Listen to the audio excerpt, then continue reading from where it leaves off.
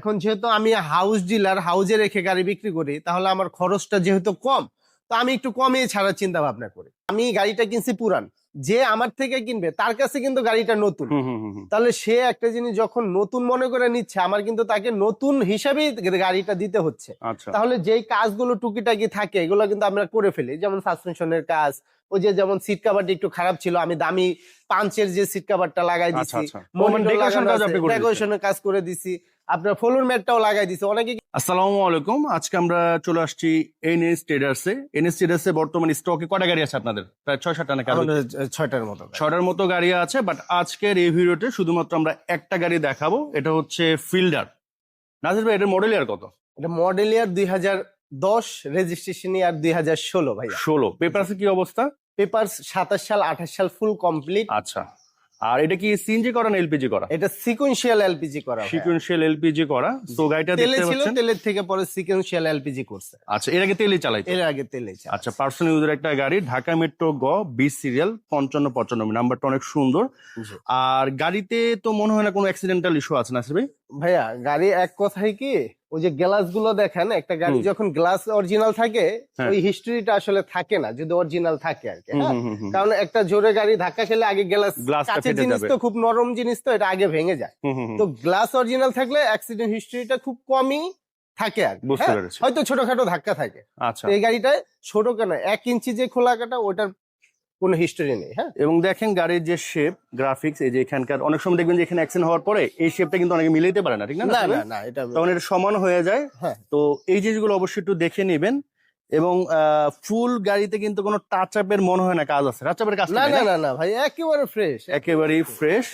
আর interior যদি আমরা দেখাই, এই হচ্ছে ইন্টেরিয়র। আমরা কিন্তু নর্মালি র অবস্থায় দেখাচ্ছি, জাস্ট গাড়িটা ওয়াশ করা হয়েছে মনে হয়। ওয়াশ তো মানে আজকে আর করার নাই, আগে করানো না? আচ্ছা আচ্ছা, বুঝতে পেরেছি। আর এসির কি অবস্থা? এসি সুপার কুল হয় ভাই। আচ্ছা, তো এই হচ্ছে পিছনের অবস্থা দেখতে পাচ্ছেন। আর এখানে কিন্তু আপনার আর্মরেস্ট পাচ্ছেন।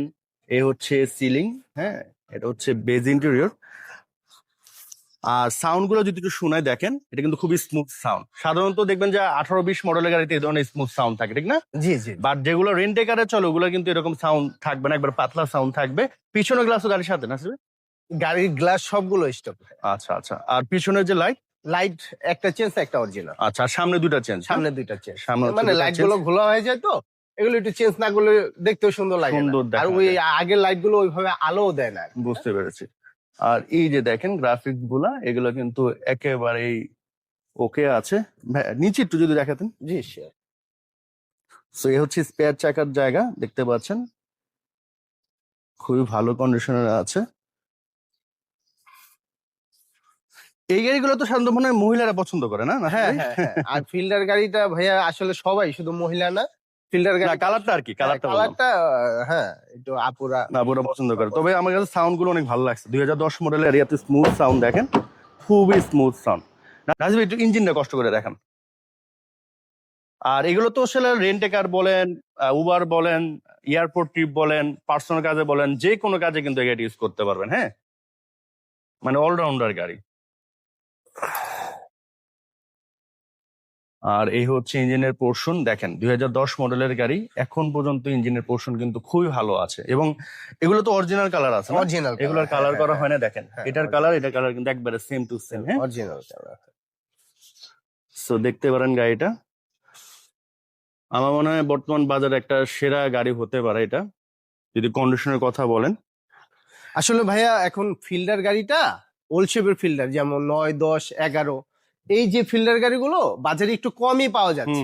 হ্যাঁ, খুব চাহিদা তো এই গাড়িগুলো এখন। তার মধ্যে পাওয়া যেগুলো যাচ্ছে এত ফ্রেশ পাওয়া যাচ্ছে না ভাইয়া। এখন ফিল্ডার গাড়ি বাজারে খুব কেনা খুব কষ্ট হয়ে যাচ্ছে।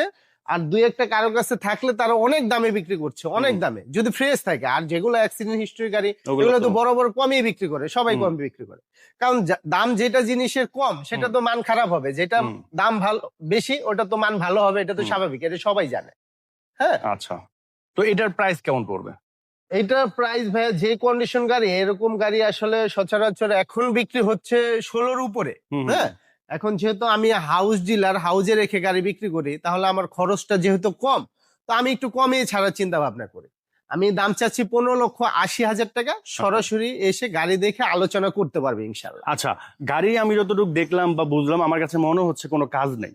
হ্যাঁ। আপনি যেহেতু এটা ডিলার, আপনি নিজে এটা কিনছেন, জি। টুকটাক কাজ করে এটা ডিসপ্লে করছেন, আপনার কাছে কি এখন কোনো কাজ আছে এটা? না ভাই, আমার কাছে যতটুকু কাজ পড়ে, কারণ আমি গাড়িটা কিনছি পুরান, যে আমার থেকে কিনবে তার কাছে কিন্তু গাড়িটা নতুন। তাহলে সে একটা জিনিস যখন নতুন মনে করে নিচ্ছে, আমার কিন্তু তাকে নতুন হিসাবেই গাড়িটা দিতে হচ্ছে। আচ্ছা। তাহলে যেই কাজগুলো টুকিটাকি থাকে এগুলো কিন্তু আমরা করে ফেলি, যেমন সাসপেনশনের কাজ, ওই যে যেমন সিট কভারটা একটু খারাপ ছিল, আমি দামি পাঞ্চের যে সিট কভারটা লাগাই দিছি, ডেকোরেশনের কাজ করে দিছি, আপনার ফ্লোর ম্যাটটাও লাগাই দিছি। অনেকে কিন্তু ফ্লোর ম্যাট লাগায় না, কারণ এটা পায়ের নিচে থাকে, দেখা যায় না, কিন্তু আমি ওইটাও লাগাই দিছি। যে ব্যবহার করবে সে যেন বলে না যার থেকে গাড়িটা নিছি সে ফুল টিপটপ করে দিছে। আচ্ছা। তারপরে যদি আমার কোনো অজান্তে কিছু কাজ দেখায়, যেগুলো মেজর কাজ আছে, টুকিটাকি ডেকোরেশনের কাজ, তো সে নিয়ে 5 লাখ টাকারও ডেকোরেশন করতে পারবে, সেটা আলাদা। আমি তো যতটুকু করে দিছি, কিন্তু টুকটাক যেটি নিট কাজ মানে প্রয়োজন, ওই কাজগুলো যদি দেখায় ইনশাল্লাহ এটা আমি করে দেবো, এটা আমার দায়িত্ব। কারণ সে তো গাড়িটা নিচ্ছে আমার থেকে নতুন, আর আমি বিক্রি করছি পুরান, কিন্তু আমাকে তাকে নতুন হিসাবে। লোকেশনটা কোথায়? লোকেশনটা ভাইয়া শ্যামলী আদাবর 12 নম্বর রোড। 12 নম্বর রোড। জি। আর ফোন নাম্বার আদাবর 12তে এসে ফোন দিলে হবে। আদাবর 12 ছোট্ট একটা রাস্তা, এখানে এসে ফোন দিলে আমাকে পেয়ে যাবে ইনশাল্লাহ।